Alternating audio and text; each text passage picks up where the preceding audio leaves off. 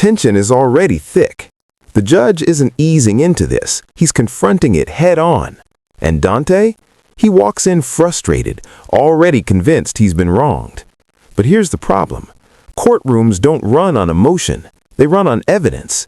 And the judge is basically saying, you can be mad all you want, but that won't change what actually happened. This is the first major disconnect. Dante is arguing from feeling, while the judge is operating from facts. And when those two collide, someone's about to lose control of the narrative. So let me ask you, have you ever been so sure you were right, only to realize you couldn't actually prove it? Sir, what do you want to do? Because you just want to be mad at the officer. I'm not mad. Listen to me. You want to be mad at the officer. I would be mad at the officer too if there wasn't a valid reason, which is the only reason I went through all of this stuff. And what I'm trying to tell you is you need to just chill about it. It doesn't matter. You can sit here all day and night long and try to blame the officer for it. Why do you want your plea withdrawn? Just because the situation was misunderstood. As far as like the insurance and the tags, like I understand that. That's why I paid like the day of the ticket. But the officer was following me and then detained me without any questioning and was searching my car for over like 15 minutes.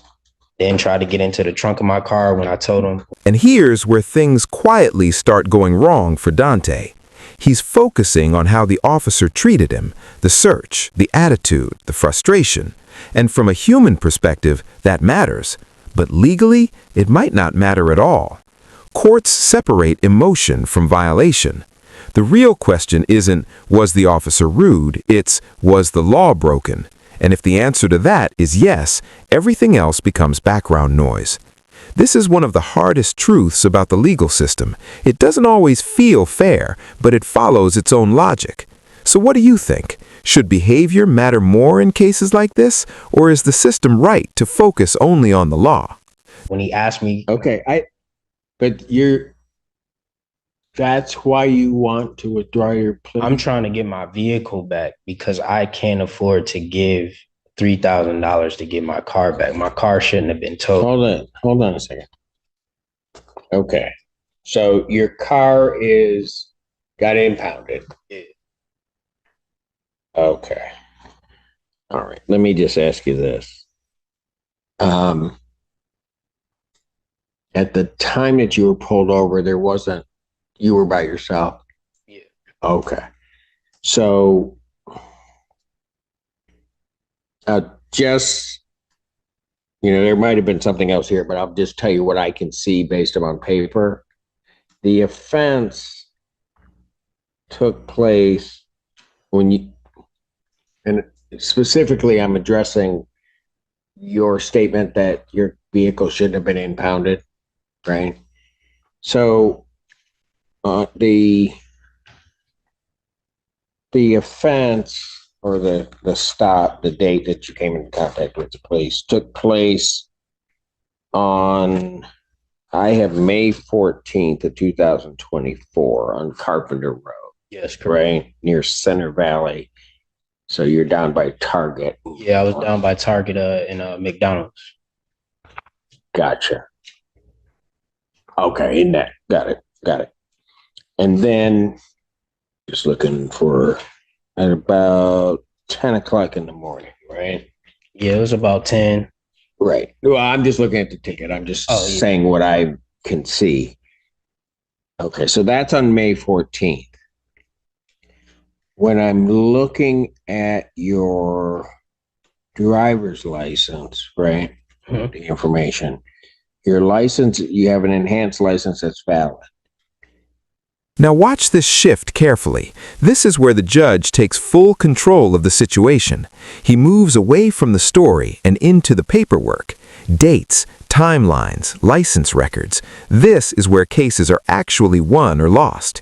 Because no matter how convincing your story sounds, documents don't argue, they just sit there and tell the truth. And right now, the judge is piecing together a timeline that Dante himself might not even fully understand. This is the moment where reality starts closing in. You can almost feel it. The case is slowly slipping out of Dante's hands. Have you noticed how in court the smallest detail can completely flip the outcome? Yes. Problem is, well, I don't know if it's a problem or not. I have an issue date on that of June 18th of 2024. Of like when they gave me the new license? Is that what you asking? No, what I'm saying is this. I have that your license was issued June 18th of 2024. Now my question is this. Right, your birthday's in March, right? Yeah, March 10th. Right. So let me just work it through here. Your original license that you received was on March 3rd of 2010, Yes. right? So that license in 2010, if you get a 4-year license, so 14, 18, 22, and then it should have been 26, which means, well, it looks to me that the license prior to this one that you got in June, there wasn't one. So I went to the Secretary of State and they told me that someone up there made an error in 2016. In 2016? Yeah. And then I ended up taking the driver's test twice. I don't know why someone up there made an error. What? Sorry. No. That's what, In 2016, somebody made an error? yes, that's what they told me at the Secretary of State. That's why it showed up on his computer that there was 2 licenses, and he said that one was suspended. And Whoa. no sense. Where'd the second license go? That's what he told me. That there were 2? Yes, he after he searched my car, and when I told him, he came back to the squad car. He said, "How do I get in the trunk of your car?" I told him, "You don't have probable cause for that, and or a warrant. I don't know why you need that." He went back and kept searching. Then he got in the car, and I just wasn't responding to him because he wasn't listening to me. And then he said, "Well, you have 2 driver's licenses and 1 suspended, so I'm towing your car." Okay, so here's what. Hang on a second. I don't know anything about the search, and I get that you might be upset about that, but I'm not here to deal with that, right? He said you had 2. Yes. It indicates he had a state ID, expired state ID, and maybe that's where the confusion. But it's like, what? Hold on. The report indicates he had a state ID. Correct. Expired at the time of the stop. And as we learned previously, you cannot have a driver's license and a state ID. Right. So, okay, young man. When did you get the state ID? You know? So I lost my wallet and that one was old. That's why I went to the Secretary of State to figure that out. Because I was confused. The moment he told my why you went to the Secretary of State when? Right after this, you mean? Yeah. Okay. Right after, because I was confused. I didn't know. And then on top of that, when he stopped me, it wasn't like he was even asking me for any of that. He told me, "Get out the car or I'm going to arrest you." Okay, look, young man, if you want to be mad at the officer, you can be mad at the officer and you can do whatever. It doesn't get me anywhere today trying to deal with your motion to withdraw your plea. Yeah. Okay? So you can tell me all of that. That's not going to factor into anything I have to deal with. Understood? Yeah. So when did you get a state ID? Do you know? Somebody made an error. I don't know. They just Okay, let me ask you this then.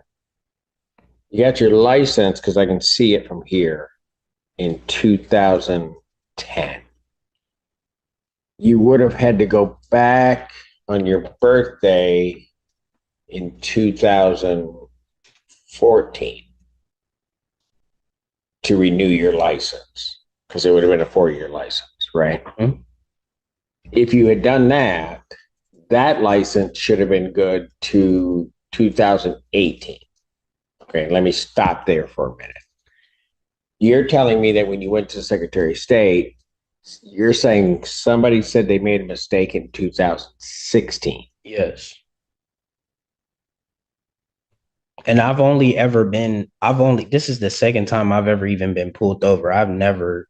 Well, again, I don't, that doesn't help me. Yeah. All right. I mean, That's what they told me. They had to call HR, all types of stuff to try to figure it all out. And then I even had to take I took a driver's test twice, and because they needed me to, because someone made an error up there. I got paperwork at home for 2 different. yeah, but that doesn't, Mr. Siller, all you can see is that the only thing he had on him was a Michigan ID. Well, it's officer indicated that when he ran the plate, he said there was an expired state ID. When he ran his name, and when he ran his name. right, and he came back with an expired state ID and not a license, not a valid license. It's good news. He does now have a license. No, right. And what I'm getting at is, do you know when you got that state ID? I ended up getting robbed, and No, I don't. I'm not. I don't remember because I don't have it on me. What about the one that I'm talking the one in May, the expired one that the officer saw? Mm-hmm. Do you still have that one? No. Okay. So whether there was a mistake or not, I can't say. All I know is this, that... And here it is, the turning point, the one detail that changes everything. The judge explains something most people don't even know. You cannot have a state ID and a driver's license at the same time. The moment you get a state ID, your license is automatically canceled. No dramatic warning, no big alert, just a silent system update that flips your entire legal status. And suddenly, everything makes sense. From Dante's perspective, he thought he was driving legally, but from the system's perspective, he was on the road without a valid license. That one misunderstanding just collapsed his entire argument. So now ask yourself, how many people are out there right now thinking they're fine when legally they're not? As Mr. Schiller was alluding to, you can't have a state ID and a license at the same time. So whenever you may have done it, when you went to get, so you would have had about, if they said 2016, and I'm guessing here, but this may make sense. You, in 2016, at some point, you may have lost your license or something happened. You go to the Secretary of State because there would have been no reason for them to have contact with you from, if I just go by the beginning of your license, till 2018. But if they're telling you a mistake is made in 2016, fine. You probably need a photo ID, right? The quickest way for you to get a photo ID, or you could have gotten your license replaced, but somehow or another, you get a Michigan ID. The moment you get that Michigan ID, your driver's license is canceled. And so now what you have is you have a Michigan ID, right? Which is why at whatever point prior to that time that occurred, it could have occurred between 18 and 22, or it could have occurred in that period from 14 to 18. And if they're telling you 16, that's, I bet you, when it occurred. And at some point, you're operating off of a Michigan ID. And then when the officer pulls you over, all you have is an expired ID. Likely when they went in, it really isn't two licenses that he saw, because I don't see another number attached to. Yeah, so when he said that, I was like, that doesn't make no sense. Well, it does, but it's not a license he's looking at. He's looking at what he sees are two forms of ID. He's seeing your Michigan ID when he's running it. He's seeing your Michigan ID and he's seeing a license. It can't have both. Okay. And so if that's what the officer saw, I can understand his suspicion then, because you shouldn't be able, you can't have two of them. Whether somebody made a mistake or not, it's Secretary of State, I don't know. I'm just saying you can't have both. So then after this stop occurs, you go to the Secretary of State. They're going to make you, you're over 18, so they're going to make you basically start again, because at some point, that's why you took the driver test twice, because at some point, your license lapsed for an excessive period of time. Okay. And that's going to be the period at which, whenever it was, that you had the Michigan ID. Mm-hmm. That's what happened. That's why you become the focal point. Now, it makes sense with what, it may not make sense to you when you're there, and you may think the officer's not telling you something, but I can understand it now, because you have two forms of ID. And the only one he finds on you, or that you have, is the expired Michigan ID. But you had said you lost your wallet, or somebody took your wallet, so you don't even have your new Michigan ID on you. They just gave me a new one now though, but What? they just gave me a new one now. When? In June? I got it in my pocket. No, but that's different. Okay. I'm having to deal with this way too much in my life. That's different than what the officer had you with. The expired one, what he had you with was an expired Michigan ID. That's different than having a driver's license. That may be that, I don't know why you're there in 16, but if something happened to your driver's license in 2016, you go to the Secretary of State. What you want is your license back. And when they're telling you somebody made a mistake, I can't say it's happened. Whatever happens, you get a Michigan ID. That cancels your driver's license. Okay, I understand that. You following me? I'm following. And then as you're just kind of moving along, living your life, doing whatever, at some point, and just looking at it from the Secretary of State side, your license, you just lapsed. It's like you went in and said, I don't want my license, give me a state ID, is how they're going to see it, regardless of what happened when you were down there at the Secretary of State. And then that period in time lasted so long that then after this happens, you go back in, you got to basically start again. Make sense? I mean, that make you happy? Oh, no, that does. No, I understand now. Now the judge does something powerful. He forces a perspective shift. Instead of focusing on Dante, he breaks down what the officer saw. And this is where things get uncomfortable. Because from the officer's point of view, this situation looks suspicious. Two forms of ID showing up, one expired, no valid license on hand. That's not just confusing, that's a red flag. And in law enforcement, red flags trigger action. So while Dante feels targeted, the officer may have just been following procedure. This is the gray area most people struggle with, when something feels wrong but is technically justified. So what do you think? Was the officer overstepping or just doing his job?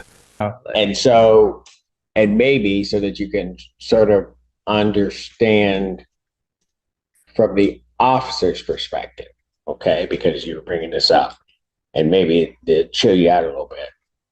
The officer, when they run you, I now get two things. You don't have anything on you except an expired one, right?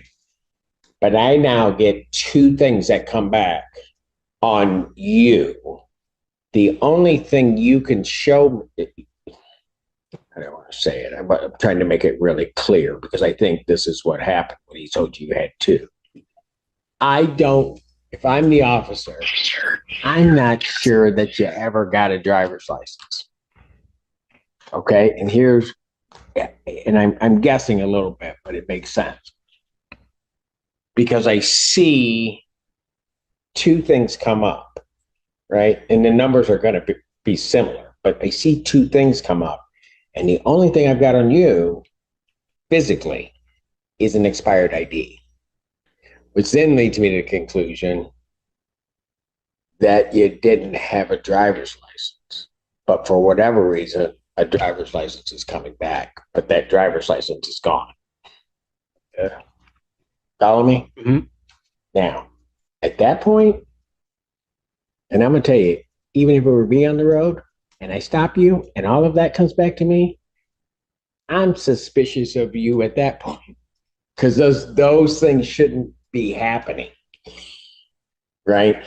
And it would have almost been, and this sounds crazy, but sometimes life's, it would have almost been better if you hadn't had the expired Michigan ID.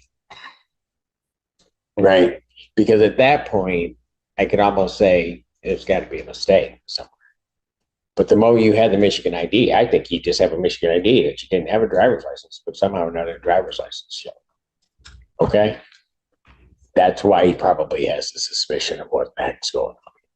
So, I mean, I'm not saying it's your fault, but what I'm saying is I don't think it's the officer's fault necessarily either, the raising of the suspicion. Whatever happened, as they're telling you in 2016, mm-hmm. This was just waiting to occur at some point. Okay. It was just going to happen.